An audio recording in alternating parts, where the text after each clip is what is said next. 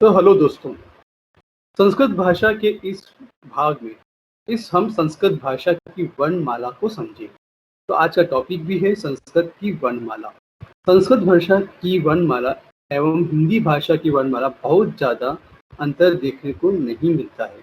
यदि हम हिंदी वर्णों में अंत में विसर्ग प्रयोग करते हैं तो वे संस्कृत वर्ण बन जाते हैं। जैसे इसलिए यदि आपकी हिंदी भाषा की वर्णमाला पर पकड़ अच्छी है तो आपको संस्कृत भाषा को पढ़ने, लिखने, बोलने में बहुत ही आसानी होगी।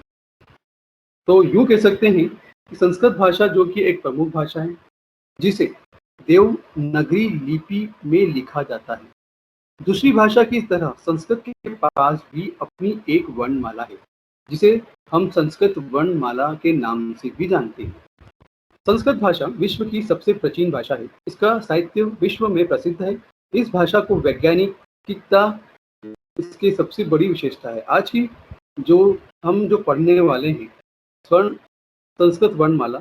वर्णमाला शब्द दो शब्दों से मिलकर बना होता है, वर्ण प्लस माला। ठीक है, तो वर्ण मतलब अक्षर, माला मतलब समूह, अर्थात वर्णों का जो समूह ही वर्णमाला कहा जाता है। ये यूं कह सकते हैं कि भाषा की सबसे छोटी इकाई ध्वनि होती है। इस ध्वनि को ही हम वर्ण कहा जाता है और वर्णों के व्यवस्थित करने के समूह को वर्णमाला कहते हैं। तो संस्कृत वर्णमाला क्या होती है, अब उसके बारे में हम यहाँ समझते हैं।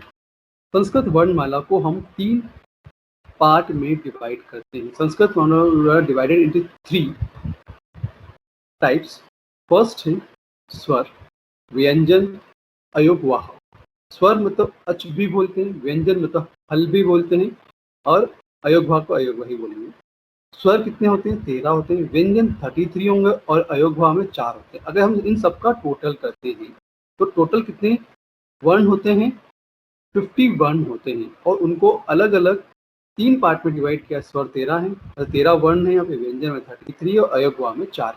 तो हम इसके बारे में आगे की स्लाइड में डिस्कस करेंगे कि ये स्वर कौन से होते हैं, व्यंजन कौन से होते हैं और अयोगवाह क्या होते हैं और उनका उच्चारण कैसे होता है। इंपॉर्टेंट यहाँ ये है कि हम उसको उच्चारण कैसे करते हैं। डेफिनेटली आपने हिंदी में वर्ण पढ़े हैं, हिंदी में जो वर्ण होते हैं वैसे ही इसके भी उच्चारण वैसे ही बहुत कुछ वैसा ही है, बस चलो ठीक है। स्वर क्या है? पहला इंपॉर्टेंट पॉइंट, स्वर वर्ण के उच्चारण में किसी अन्य वर्ण की सहायता नहीं ली जाती है। सबसे पहले स्वर मतलब जो हम सर से बोलते हैं ना, हम जो बोल रहे हैं, स्वर्ण वर्ण के उच्चारण में किसी अन्य वर्ण की सहायता नहीं ली जाती। मतलब अन्य वर्ण मतलब जैसे क प्लस म या क, तो का है ना, का बोला तो का में प्लस आ किया तो क्या होगा? क प्लस आ मिला के का बनता है। तो हमने यहाँ के 2 वर्ण का यूज किया तब जाके एक शब्द बना, एक वर्ण बना। ठीक, का समझ में है ना। इस तरीके से यहाँ पे जरूरत नहीं पड़ती है। यहाँ पे जो होता है क्या होता है, एक जिनके इसमें मिक्स कोई भी वर्ण नहीं होती। यहाँ सब स्वर्ण वर्ण के उच्चारण में किसी अन्य वर्ण की सहायता नहीं ली जाती, उसे हम स्वर्ण वर्ण कहते हैं। तो स्वर्ण वर्ण 13 प्रकार के होते हैं। स्वर भी 3 प्रकार के होते हैं। अच स्वर, जैसे हम स्वर अच बोलते हैं, ये भी 3 प्रकार के होते हैं। ह्रस्व स्वर, दीर्घ स्वर, पलुत स्वर।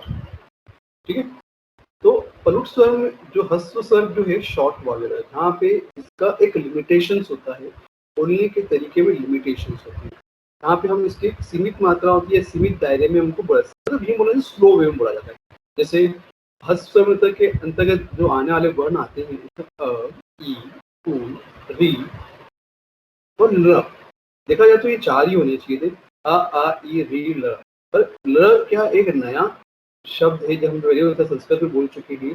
संस्कृत की भाषा में 13 शब्द में है, जो 2 शब्द नए हैं, एक ल है, एक री है ना। 2 नए वर्ण है जिसका हम यूज कर रहे हैं, अ, ई, उ, री, ल। ये 5 वर्ण है जो हमने बताए हैं ह्रस्व स्वर के अंदर। ठीक है, नेक्स्ट है दीर्घ स्वर, जहाँ पे कहीं ना कहीं मात्रा का यूज किया जाए। ठीक है ना, जैसे अ के आगे आ का मात्रा, ई के ऊपर री किया, उ, ए, ओ, औ, ए, री, इस तरह से हम बोला जाता है ना। तो कहीं ना कहीं हम दुगुनी मात्रा का यूज करके उसका हम यूज करते हैं। यहाँ पे दुगने स्वर में जब उसको बोलते हैं तो क्या करते हैं, दीर्घ स्वर कहलाता है। ये कितने हैं थे, 8 होते, ये कितने थे, 5 थे, और 5 प्लस 8 कितने हुए, 13। ये 13 स्वर हो गए। अब बात आती है पलुत स्वर।